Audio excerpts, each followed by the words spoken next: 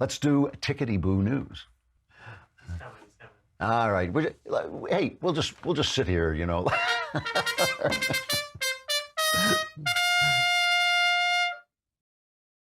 There's the Tickety-Boo news guy. We can't do the Tickety-Boo news without the Tickety-Boo news guy. I want to talk about I want to say something about women you've probably never heard me say. I joked last night on the State of the Union show. We were talking about movies, and Ben was joking about Wonder Woman, and I said, it really got me. And this is absolutely true, that there were several female journalists, feminist journalists, who said they wept when they saw Wonder Woman because finally, a woman had been a strong woman and won World War I. And I thought, but no, that didn't happen. That didn't happen.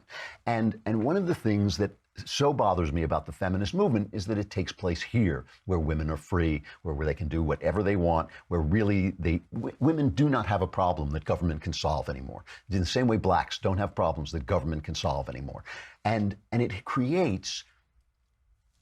makes people stupid if they don't use their privilege to help other people or to move forward in their own lives. When they're still banding together and complaining and whining about what's going on, once they've won the fight, and the fight needed to be won, they just make fools of themselves. My daughter, I know I promote my daughter possibly too much, but she's become such a fine writer over at PJ Media, and she wrote a hilarious piece that I have to read you just the first part. Feminist Fight Club members beat the crap out of each other because resist or something. This is the first paragraph. A group of feminists is so angry about something or other that they're beating each other up. Literally. They call themselves Femme Feral, a queer femme fighting force, whatever that means, and they want to destroy the conservative government and bring down the patriarchy by beating the living daylights out of one another. Because apparently the best way to protest things you disagree with is to put on really ugly underwear, paint your face to look like a three-year-old did your makeup, and throw your friends on the floor. So they have this female fight club. I mean, that is the sign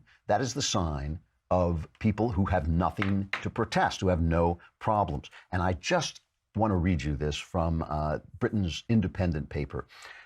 At least 6 women in Iran have been pictured protesting the obligatory Islamic headscarf by publicly taking off their hijabs and waving them on sticks. There's one, the 31-year-old protester who we've all seen the pictures of her taking off her hijab. She's known as the Girl of Engelhard Street.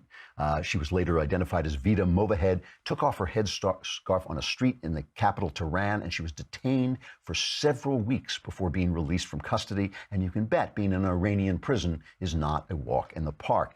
One of the women taking part in the protest was arrested after staging a protest on the same busy street in apparent solidarity. Narges Hosseini was arrested within 10 minutes of removing her hijab, along with 2 people filming her, Iran's foremost human rights lawyer told The Guardian.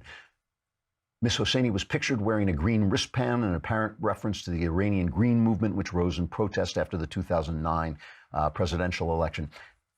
The thing I wanted to say is that because we're here in America where women have it great, that we start to look at women through the lens of feminism as talking about this useless stuff all the time, whining, complaining, angry when they have nothing to be angry about. And it kind of lessens your respect for women as women. But you have to remember that that's not women. It is just feminists. These women, what they're doing in Iran is so courageous. I do not know if I would have the guts to do what they're doing, and they are doing it so they can be free, because they're not free people, and they're trying to have the freedom and dignity that people have all over the world.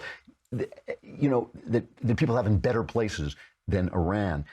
And they're so brave and they're so courageous that it reminds you of what women really are and what women really can be. And we pick on American feminists so much because they are whiny, complaining people with nothing to complain about except their own life choices. They complain about their, not being able to kill the child inside them as if that child just got there by accident. They complain about things that they are responsible for. And here are women showing us, reminding us that there are real Wonder Women in the world. There are real Wonder Women who are not muscular and can't throw a spear, and don't win World War I, but simply by taking off the scarf on their head, perform an act of heroism that a lot of guys could not perform. I mean, look, there are heroic guys too, but this is something we have to remember. And it also reminds us of something else, that when we put ideas ahead of identity, there are a lot of friends to be made in the world. These are women who believe in some of the things we believe, which means we can reach out to them, even though that they're in the Muslim world. We can reach out to them if it's not about their identity as having whatever color skin they have or even whatever religion they have. It's but what ideas they are expressing in that religion and what ideas they believe in. If they believe in ideas we can somehow get close to, we can get close to them. Anyway, it's just a reminder of how brave actual women can be, because these are not soldiers, these are not tough girls, these are just people with courage doing what it takes to be free. And I just think the feminists in America, by not supporting them and by instead talking about some girl who said yes when she meant no and now she regrets it 20 years later, when they're talking about that, they're talking about crap. And I just think by avoiding this, they avoid winning the respect for women as a gender that they could be winning by standing for things that actually matter.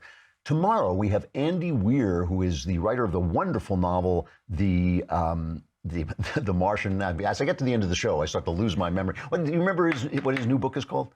Artemis. Artemis, thank you. Artemis is his new book, really entertaining book about a moon colony. And we had a great conversation about how he kind of got around the publishing world after he had given up on a writing career. So be there for that, and be there for just all the entertainment that we deliver, because we are having fun now.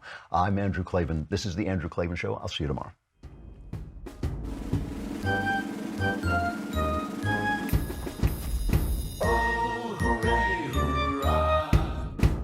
The Andrew Klavan Show is produced by Robert Sterling. Executive producer, Jeremy Boring. Senior producer, Jonathan Hay. Our supervising producer is Mathis Glover. Technical producer, Austin Stevens. Edited by Alex Zingaro. Audio is mixed by Mike Cormina. Hair and makeup is by Jesua Alvera. And our animations are by Cynthia Angulo and Jacob Jackson. The Andrew Klavan Show is a Daily Wire Forward Publishing production. Copyright Forward Publishing 2018.